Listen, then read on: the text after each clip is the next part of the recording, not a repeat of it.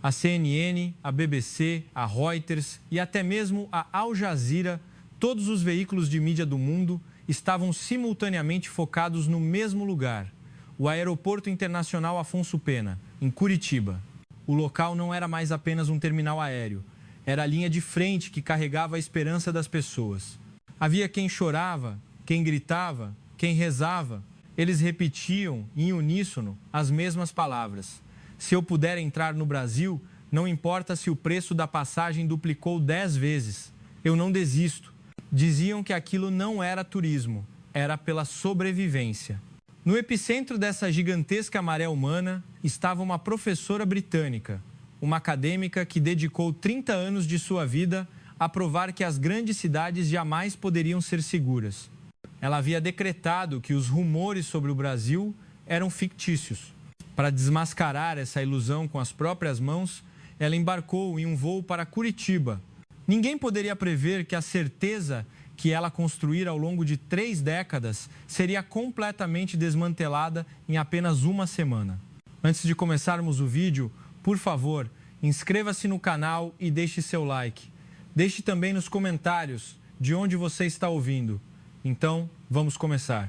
Olá a todos, eu sou Olivia Hunt. Sou professora de Sociologia na Universidade de Oxford, na Inglaterra, há 30 anos. Minha especialidade é o crime urbano e a confiança social. Simplificando, dediquei minha vida a estudar por que as grandes cidades são perigosas e por que as pessoas não conseguem confiar umas nas outras. Londres, Paris, Pequim, Nova York, São Paulo. Pisei pessoalmente nas maiores cidades do mundo. Durante 30 anos, cheguei a uma conclusão consistente. Quanto maior a cidade, mais perigosa ela é. Quanto mais gente, mais a confiança se desintegra. Essa é a minha teoria.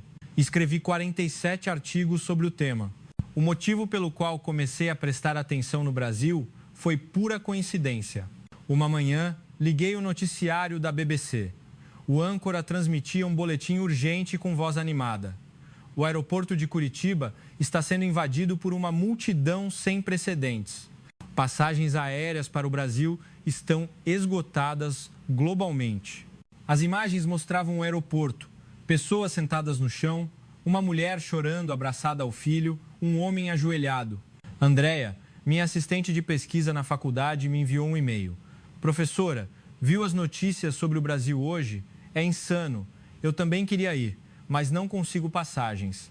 Estão esgotadas para o próximo mês inteiro. Respondi perguntando: mas por que diabos? Algum festival de comida de rua especial ou algo assim? A resposta de Andréia foi curta. Não, dizem que as pessoas estão buscando segurança. Segurança? Eu zombava. Pesquisei online sobre a segurança na grande área metropolitana de Curitiba, com mais de 3 milhões de habitantes. O resultado era, de fato, um frenesi na internet. Vídeos de dezenas de pessoas relatavam: perdi minha carteira no Brasil e a polícia entregou no meu hotel. Caminho sozinho em Curitiba às 2 da manhã e não tenho medo. Esqueci meu celular no táxi e o motorista dirigiu 30 minutos para devolver. Eu estava certa de que aquilo era uma campanha de marketing viral típica, material promocional pago pelo governo brasileiro. Decidi ir pessoalmente desmascarar essa farsa. Eu já tinha até o título do meu artigo: O Mito da Segurança Brasileira, um relatório de verificação da ficticiedade. O problema eram as passagens. Pesquisei e, de fato, não havia voos. Direto de Londres para Curitiba, esgotado, voos com escalas, todos vendidos. No final, tive que solicitar uma viagem de pesquisa de emergência à universidade para conseguir um único assento. No avião, um alemão de cerca de 40 anos se dirigiu a mim. A senhora também está indo para o Brasil? Eu vou para a pesquisa. Eu vou por causa do meu filho, ele disse. Meu filho tem uma doença rara. Os hospitais na Alemanha já desistiram. Mas ouvi dizer que o Brasil tem um programa médico de ponta e há esperança de tratamento lá. Seus olhos estavam injetados de sangue e avermelhados. Naquele momento, percebi que a maioria dos passageiros neste avião não eram turistas. Cheguei ao aeroporto Afonso Pena por volta das 23 horas, já de madrugada. Saí do avião e instantaneamente fiquei tensa. Este era um hábito de 30 anos. Aeroportos de grandes cidades são frequentemente focos de crime. Instintivamente apertei minha bolsa contra o peito. Mas a atmosfera era estranha. Estava silenciosa. Milhares de pessoas se moviam, mas ninguém gritava alto. A fila era longa, mas ninguém furava. Após o processo de imigração, pedi um pão de queijo e um café expresso em um restaurante do aeroporto. Chegou em menos de 5 minutos. O pão estava quente e o café aromático. Dei um gole no café. Estava rico, delicioso. Isso é comida de aeroporto? Em Heathrow, às 23 horas, só conseguiria um sanduíche frio. Quando terminei e me preparei para sair, a atendente sorriu e perguntou: "Gostou?" Seus olhos não esperavam gorjeta. Era uma sinceridade genuína, cheia da hospitalidade que os brasileiros chamam de calor humano. Peguei o Ligeirão, o ônibus expresso, em direção ao centro de Curitiba. Dentro do vagão, tive o primeiro choque. Um jovem dormia em seu assento. Sua mochila estava semiaberta e a carteira aparecia pela metade. Em um metrô de Londres, aquela carteira desapareceria em 3 segundos. Mas aqui, ninguém sequer olhava. O jovem dormiu até a estação central e a carteira permaneceu intacta. Saí na estação e caminhei pelas ruas. Já passava da meia-noite. Uma jovem, de uns 20 e poucos anos, com fones de ouvido, caminhava sozinha por um beco escuro. Parei. Isso era impensável em Londres. Sabe o que digo à minha filha todos os dias? Nunca ande sozinha depois das 9 da noite. Se pegar um táxi, ative o compartilhamento de localização. No entanto, esta jovem atravessava o beco como se nada fosse. Entrou em uma padaria, comprou uma garrafa de água e saiu, como se fosse a coisa mais natural do mundo. A caminho do hotel, passei por um parque. Havia um homem de meia idade, visivelmente embriagado, dormindo em um banco. Seu celular estava à mostra no bolso. Neste momento, uma senhora de cerca de 50 anos que passava parou. Ela tirou o seu próprio chale e o cobriu. Depois, com cuidado, empurrou o celular de volta para o bolso interno dele. Um estranho. Fiquei parada, chocada, por um bom tempo. O que eu acabei de ver? Na manhã seguinte, preparei meu plano de teste. Como acadêmica, o que vi ontem poderia ser coincidência. Eu precisava de dados objetivos. Decidi esquecer intencionalmente meus pertences e ver se eles realmente seriam devolvidos. Se em 5 testes apenas um não fosse devolvido, minha teoria estaria correta. Se todos os 5 voltassem, seria estatisticamente impossível. Primeiro teste, linha verde do Ligeirão. Entrei com uma bolsa Tote Burberry, avaliada em 500 libras R, 3.000. Desembarquei intencionalmente na próxima estação, deixando a bolsa no assento. Fiquei na plataforma, vendo as portas se fecharem. A bolsa ainda estava lá.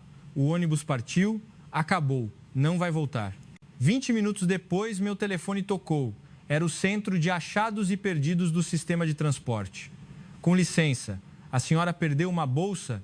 Um passageiro a encontrou e nos entregou. Por favor, venha buscar.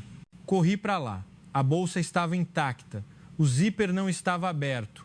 As 100 libras R600 em dinheiro dentro ainda estavam lá. Segundo teste. Uma cafeteria chique no bairro Batel. Deixei meu MacBook Pro, avaliado em 200 libras R, 1.200, na mesa e fui ao banheiro. Se fizesse isso em Pequim, seria roubado em 2 minutos. Voltei 10 minutos depois. O laptop estava no mesmo lugar. Uma senhora na mesa ao lado cruzou os olhos comigo e sorriu.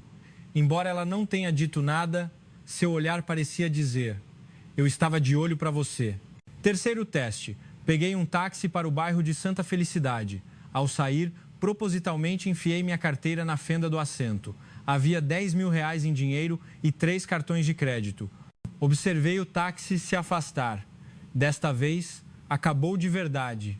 30 minutos depois, a recepção do hotel ligou. "Professor, há um taxista no lobby que gostaria de lhe entregar uma carteira." Desci. Um motorista de cerca de 60 anos estava lá. "Senhora, isso é o que a senhora esqueceu no carro." Ele usava um anel dourado no dedo, parecendo uma aliança de casamento. Este motorista dirigiu 30 minutos de volta para me encontrar. Tentei dar-lhe dinheiro como recompensa. Ele acenou, recusando. Com um sotaque local, ele disse: "Que isso? Não precisa. É a coisa certa a fazer." A coisa certa a fazer. Quarto teste. Uma loja de conveniência no centro. Deixei meu iPhone ao lado do caixa e saí. Minhas mãos tremiam ao sair. Apenas 10 segundos se passaram e ouvi uma voz atrás de mim. Moça, moça. A balconista da loja de conveniência correu, ofegante. Você esqueceu isso. Sua camisa estava um pouco amarrotada de tanto correr. Quinto teste. Parque Barigui. Deixei minha bolsa de câmera no banco do parque e fui embora por 3 horas. Era um equipamento de 3.000 libras-R, 18 mil. 3 horas depois, voltei. A bolsa ainda estava lá. Mas havia uma diferença. Estava coberta por uma sacola plástica. Alguém temia que uma chuva de verão ou sereno a molhasse. Eles não a levaram, eles a protegeram. 5-0. Este era um resultado estatisticamente impossível. Verifiquei os dados do Departamento de Polícia.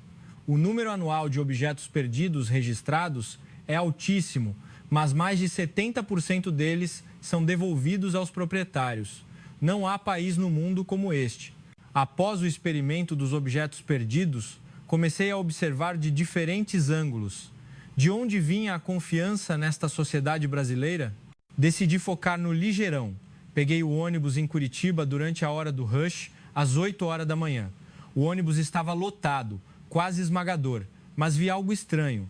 Os assentos perto da porta estavam vazios. Apesar de a área estar cheia de gente, apenas aquele local estava desocupado. Me aproximei. Havia um aviso: assentos preferenciais. O metrô de Londres também tem algo parecido, mas em Londres, os jovens se sentam nos assentos prioritários e fingem não ver os idosos. Em Pequim era pior. Há 5 anos, quando fiz uma entrevista, uma senhora de 80 anos entrou no metrô. Um jovem de 20 e poucos anos, sentado na frente dela, olhou para a senhora, virou a cabeça, cruzou as pernas e jogou em seu celular. A senhora ficou de pé por 3 estações. Mas em Curitiba era diferente. Os assentos prioritários ficavam vazios mesmo no ônibus lotado. Depois de 3 paradas, uma avó de 80 anos entrou. Naquele instante, 3 jovens sentados em assentos comuns se levantaram simultaneamente. Eles não trocaram olhares, como se fosse um reflexo corporal. A avó sorriu e se sentou. Ela tirou uma bala de morango de sua bolsa e entregou ao jovem que se levantou primeiro. Obrigada, meu jovem. Pegue isso para você.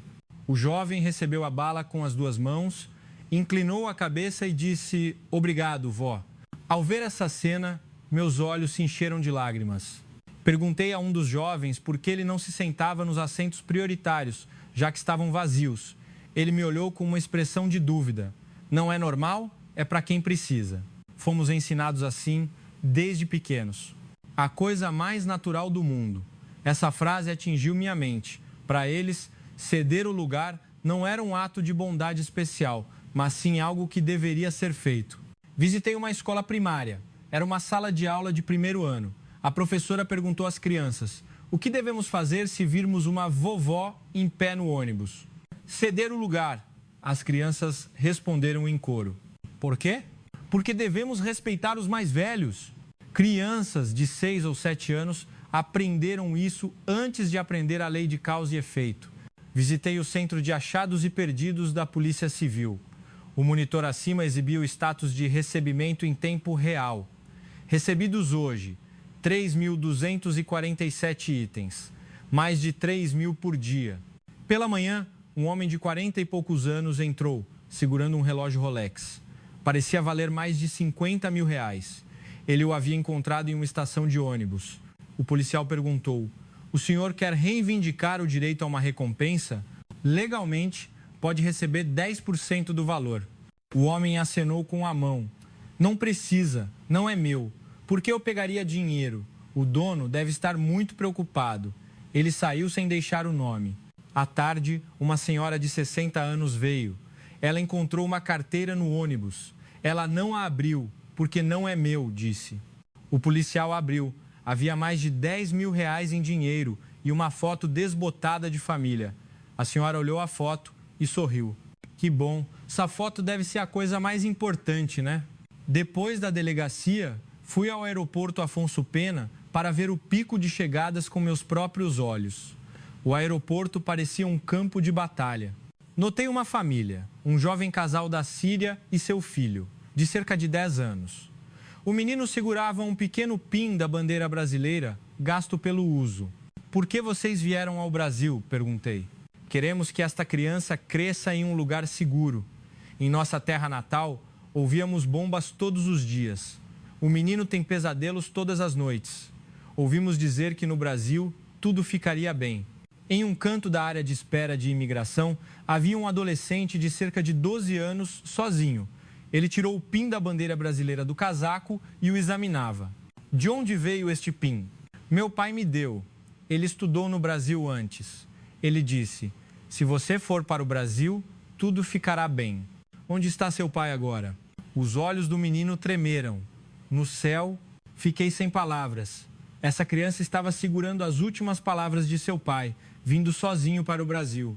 Vi também uma menina de 8 anos em cadeira de rodas, da Indonésia, com uma doença incurável. A mãe disse que os médicos em Jacarta tinham desistido, mas ouviram falar de um novo plano de tratamento e tecnologia de saúde no Brasil. A menina olhou para mim. Moça, se eu for para o Brasil, eu poderei andar? Eu não pude responder, apenas acenei com a cabeça. A segurança brasileira só funciona durante o dia? Comecei minha pesquisa noturna de rua. Primeira parada, a rua 15 de novembro, às 23 horas. Mulheres de 20 e poucos anos caminhavam sozinhas, com fones de ouvido, entrando em becos escuros. Segui uma delas. As luzes da rua eram esparsas. Em Londres, essa era uma rua que jamais se deveria entrar. Perguntei a uma jovem: você não tem medo de andar sozinha à noite? Medo? Ela parecia nunca ter pensado seriamente nessa pergunta. Ué, tem loja de conveniência em todo lugar? É bem iluminado. Às 2 da manhã, no calçadão perto do rio Iguaçu, havia uma mulher sozinha correndo. Usava fones de ouvido e shorts. Fazer isso em Londres seria considerado loucura. Fui ao centro médico TL à noite. A menina indonésia em cadeira de rodas estava lá. Um voluntário empurrava a cadeira com suavidade extrema. No lobby, o alemão que encontrei no avião estava chorando. O pai, cujo filho tinha uma doença incurável. Está tudo bem? Perguntei. Eles disseram que meu filho pode receber tratamento. A equipe médica brasileira disse que há possibilidades, mesmo sendo algo que foi dito ser impossível na Alemanha. Ele apertou minha mão. Foi tão bom ter vindo para o Brasil. No caminho de volta ao hotel, tentei andar sozinha. 2 da manhã. Em 52 anos de vida, eu alguma vez andei sozinha na rua às 2 da manhã. Em Londres, nunca. Mas eu não estava com medo. Foi a primeira vez que senti que a escuridão não era aterrorizante. Tudo parecia perfeito. Objetos perdidos, devolvidos, respeito pelos idosos, segurança noturna. O Brasil parecia realmente uma utopia. No entanto, naquela noite, enfrentei outra face do Brasil. Enquanto voltava do centro para o hotel, passei por um beco perto de uma área de botecos, por volta das 21 horas. Vários homens de meia idade estavam parados na frente de um bar, fumando e bebendo cachaça. Quando eu estava passando, um deles olhou para mim e disse em voz alta: Ei, é gringa, mais uma na fila, né? Sério, Curitiba virou abrigo agora? A fala era claramente direcionada a mim. Meu coração afundou. Fingi não ouvir e continuei andando. Outro homem acrescentou: vêm para o hospital e nem pagam, só recebem tratamento. Nós pagamos o SUS e esses caras vêm usar nossos recursos. Estamos sendo feitos de bobos? Parei. Minha boca estava seca, meu corpo tenso. Embora estivessem bêbados, seus olhos eram afiados. Não disse nada e fugi rapidamente do beco. O som de suas risadas ecoou atrás de mim. Depois de voltar para o hotel, demorei para me acalmar. Minhas mãos tremiam. Eu não sou bem-vinda? Toda a gentileza e consideração que experimentei nesses dias eram apenas superficiais? Dias depois, aconteceu algo semelhante. Passei pelo lounge de descanso do Centro Médico TL e ouvi a conversa dos funcionários. Aquele professor estrangeiro veio de novo hoje. Vem todo dia só para tirar foto. O que ela está tentando escrever, afinal? Pois é, para ser sincero, está meio que nos incomodando. Faz muitas perguntas na frente dos pacientes. Fica estranho. Estavam falando de mim. Meu rosto esquentou. A mão que segurava a xícara de café tremia. Saí do local silenciosamente. Naquela noite, liguei para Andréia. Aconteceu alguma coisa, professora? Perguntou Andréia assim que viu meu rosto. Nada sério. Só ouvi algumas coisas desagradáveis. Não sei se foi certo eu ter vindo aqui. Andréia suspirou. Professora, isso também é a coisa mais natural do mundo.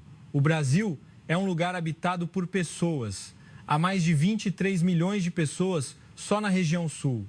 É claro que há pessoas que não gostam de estrangeiros. Há pessoas cansadas, irritadas e há pessoas maldosas. É o mesmo em qualquer lugar.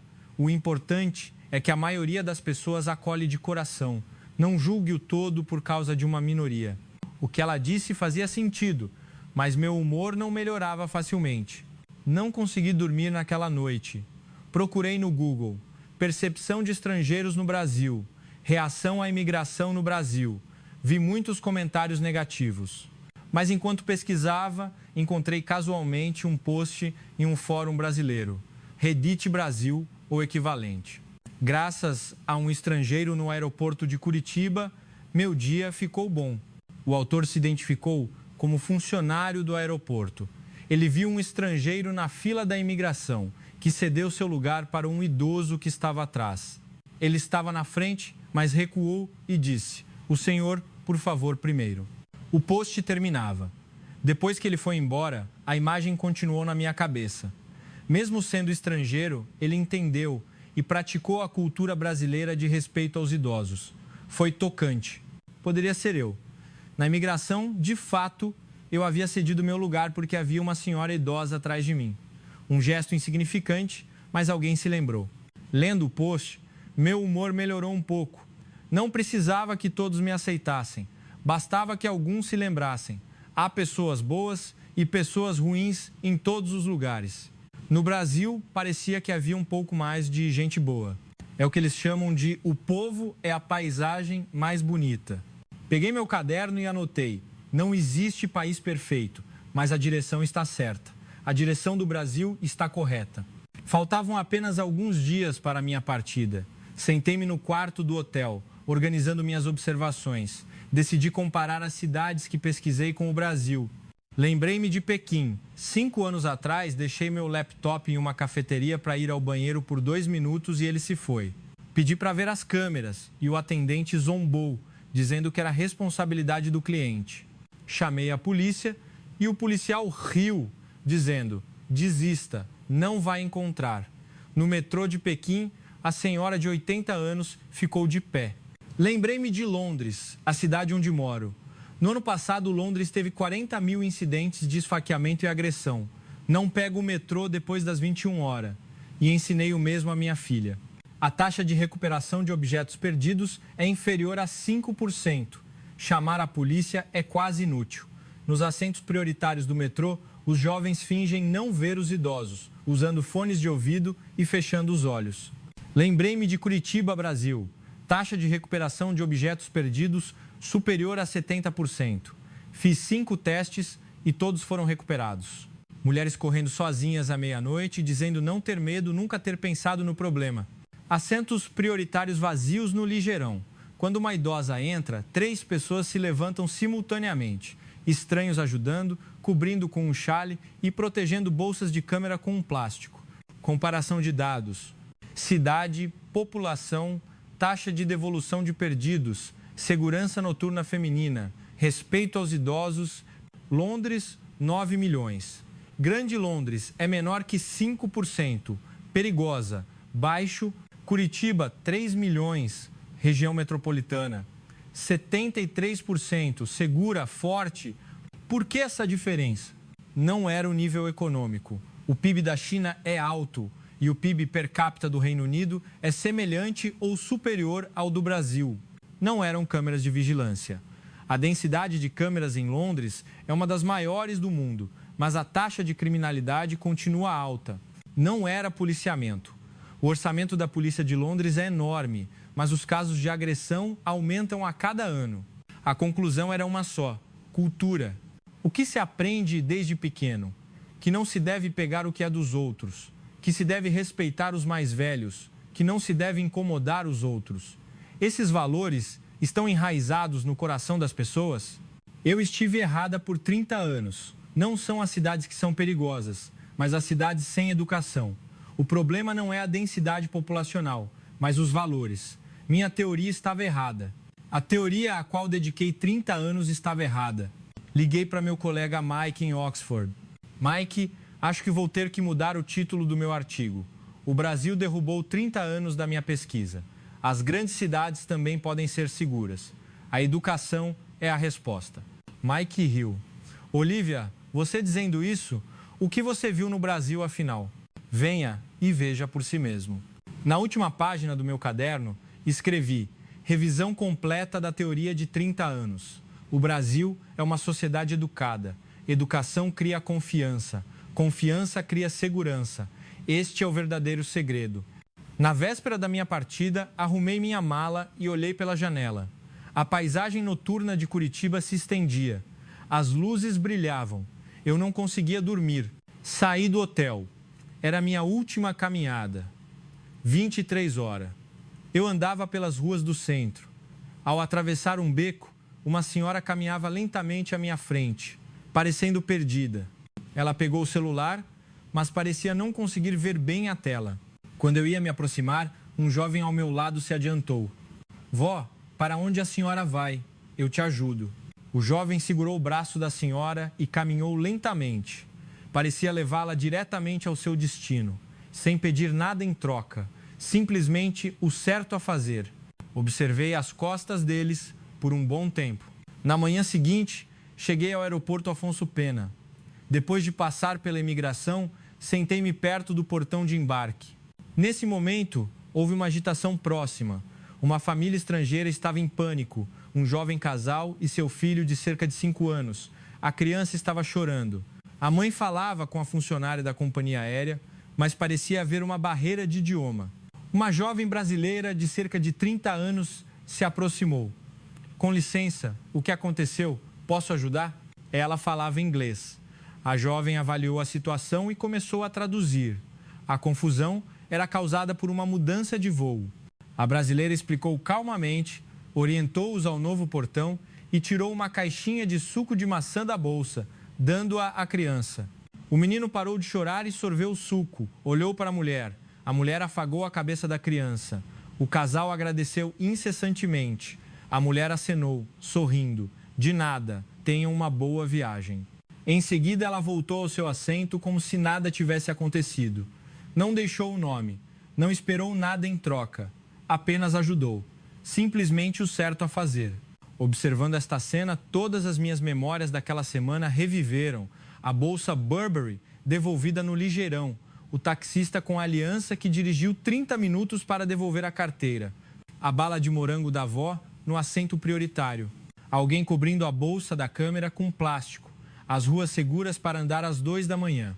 O jovem sírio no aeroporto segurando as últimas palavras do pai. A menina indonésia em cadeira de rodas que ouviu que poderia andar. O pai alemão chorando porque seu filho receberia tratamento. O jovem levando a avó para casa. A mulher dando suco à criança estrangeira. Este é o Brasil.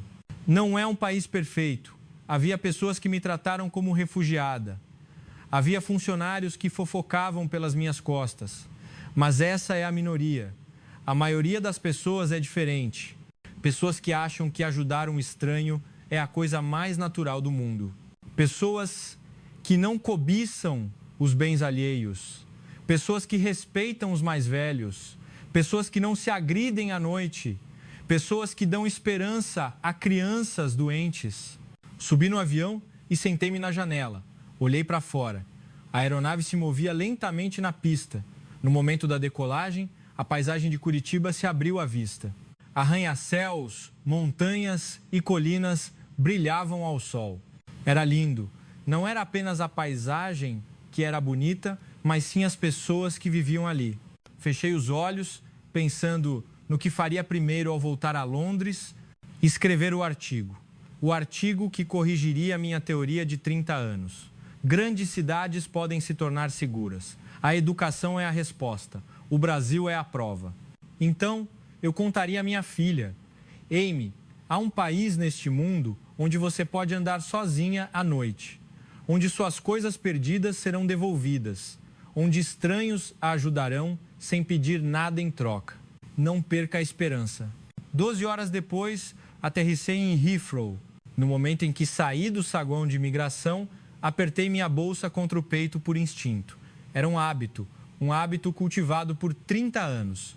Eu não fazia isso em Curitiba. Lá, eu deixava minha bolsa no assento, meu laptop no café e nada acontecia. Ao sair do aeroporto, pensei. Voltei para a vida de vigilância. Uma vida de observar os arredores, apertar a bolsa e evitar a noite. Mas agora eu sabia. Um mundo diferente era possível. Nem todas as cidades precisavam ser perigosas. A mudança pode acontecer através da educação.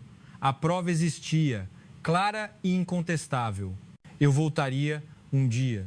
Da próxima vez, não para a pesquisa, apenas porque eu queria caminhar novamente pelas ruas noturnas de lá. Queria sentir novamente a gentileza e a hospitalidade que era a coisa mais natural do mundo para aquelas pessoas.